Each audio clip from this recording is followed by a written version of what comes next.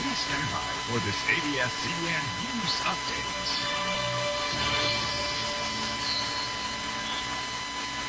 Magandang umaga mula sa ABS-CBN News Center. Ako si Cindy Webb. Maglalagay na ng hotline ng Armed Forces of the Philippines para pagsumbungan ng mga hinihinga ng pera ng New People's Army. Ayon kay AFP Public Information Officer Lieutenant Colonel Daniel Lucero, talamak na ang extortion ng NPA mula sa mga kandidato sa eleksyon. Ilan sa mga lugar na ito ang Quezon at Compostela Valley.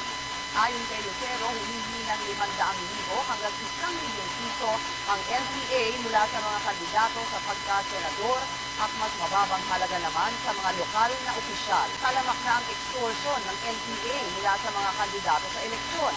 Ilan sa mga lugar na ito ang Quezon at Compostela Valley. Ayon kay Lucero, humihingi ng 500,000 hanggang 1 milyong piso ang NPA mula sa mga kandidato sa pagka-senador at mas mababang halaga naman sa mga lokal na opisyal. Talamak na ang extortion ng NPA mula sa mga kandidato sa eleksyon. Ilan sa mga lugar na ito ang Quezon at Compostela Valley.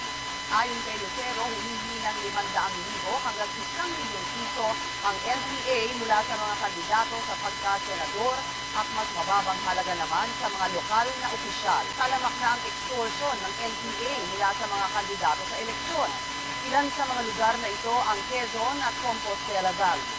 Ayon kay Lucero, humihingi ng 500,000 hanggang 1 milyong piso ang NPA mula sa mga kandidato sa pagka-senador at mas mababang halaga naman sa mga lokal na opisyal. Talamak na ang extortion ng NPA mula sa mga kandidato sa eleksyon. Ilan sa mga lugar na ito ang Quezon at Compostela Valley. Ayon kay Lucero, humihingi ng 500,000 hanggang 1 milyong piso ang NPA mula sa mga kandidato sa pagka-senador at mas mababang halaga naman sa mga lokal na opisyal. Ang 1,000 hanggang 1 milyong piso ang NPA mula sa mga kandidato sa pagka-senador at mas mababang halaga naman sa mga lokal na opisyal. Samantala, narito ang mga balitang dapat abangan sa TV Patrol. Binatang aktor na si Nico Soto namatay nang mahulog sa tinutuluyang kondominyo. Senador Pangilinan Lacson naghain na ng kandidatura sa pagkapangulo. Abangan ang iba pang mainit na balita dito lamang po sa ABS-CBN. Ako si Cindy Webb. Magandang umaga.